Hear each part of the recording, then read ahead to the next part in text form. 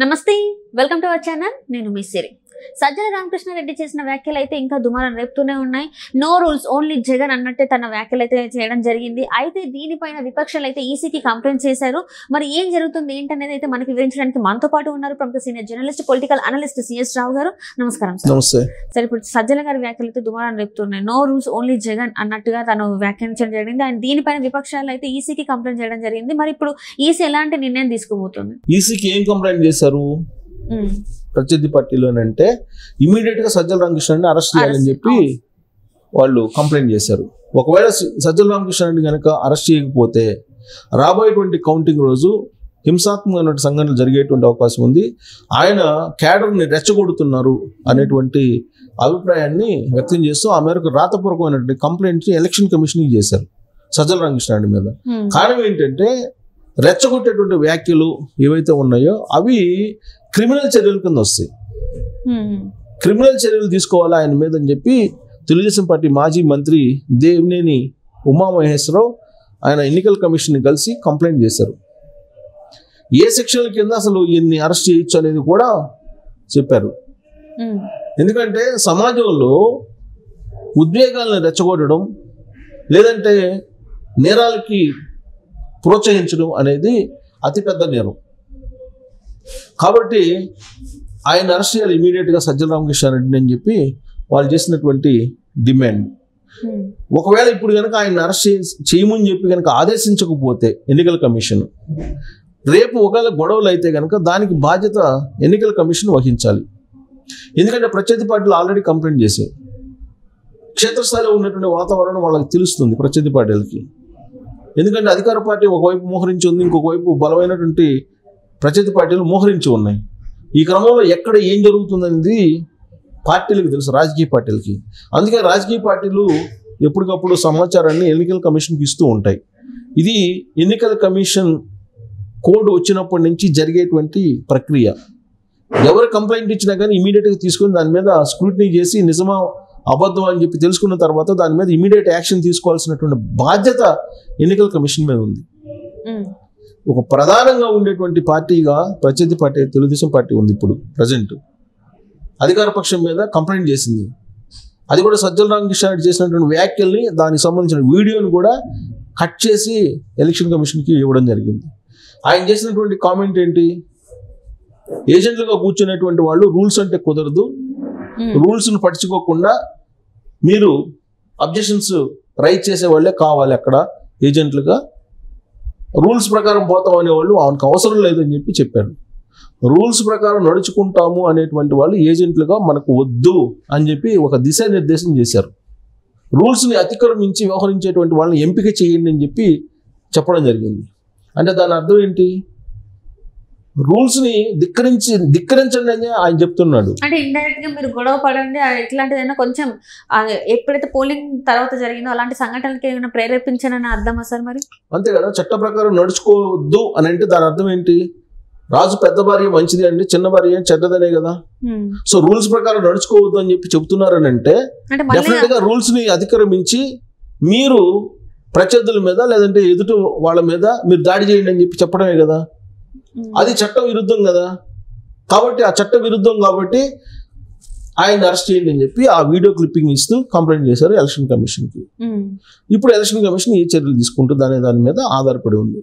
ఒకవేళ తీసుకోకపోతే కనుక సజ్జల రామకృష్ణారెడ్డి మాటిని వైఎస్ఆర్ కాంగ్రెస్ పార్టీ ఏజెంట్లు గొడవ చేస్తే, లేదంటే వైఎస్ఆర్ కాంగ్రెస్ పార్టీకి సంబంధించినటువంటి మద్దతుదారులు కనుక పోలింగ్ కౌంటింగ్ సెంట్రల్ దగ్గర కౌంటింగ్ సెంట్రల్కి ఎదురుగా కనుక గొడవలు చేయడానికి వస్తే కనుక అప్పుడు పూర్తి బాధ్యత ఎన్నికల కమిషన్ తీసుకోవాలి.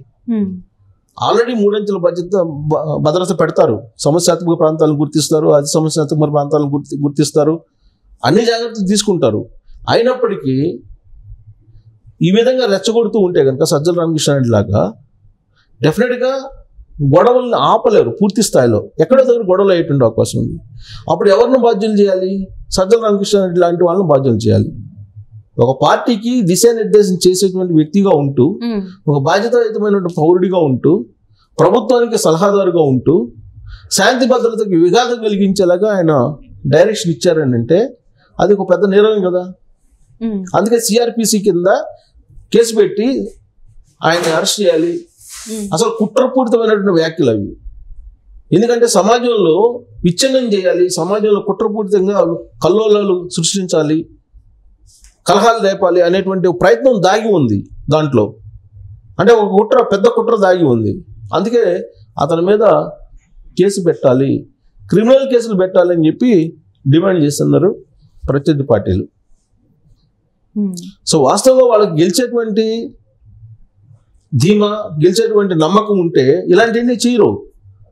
అసలు వాళ్ళు పిన్నెల్లి రామకృష్ణారెడ్డి ఏం చేశారు, డైరెక్ట్ గా ఈవీఎంలను పగలగొట్టారు. ఈవీఎంలు పగలగొట్టింది తప్పు అని చెప్పి ఇవాళ కూడా అంటలే వాళ్ళు. అసలు ఆ వీడియో ఎలా బయటకు వచ్చిందని అడుగుతున్నారు తప్పితే సజ్జల రామకృష్ణారెడ్డి లాంటి వాళ్ళు ఆ ఈవీఎంలు ఎందుకు పగలగొట్టారో, ఈవీఎంలు పగలగొట్టడం నేరం కదా అని చెప్పేసి వాళ్ళు భావించట్లా. కోర్టు కూడా వాళ్ళు మరి 6th వరకు ఇచ్చింది అరెస్ట్ చేయొద్దని చెప్పేసి కోర్టు ఇచ్చింది. కోర్టు డైరెక్షన్ మేరకు ఆయన అరెస్ట్ చేయరు. ఆ తర్వాత ప్రభుత్వం మారిన తర్వాత ఎలాగో అరెస్ట్ అవుతారు.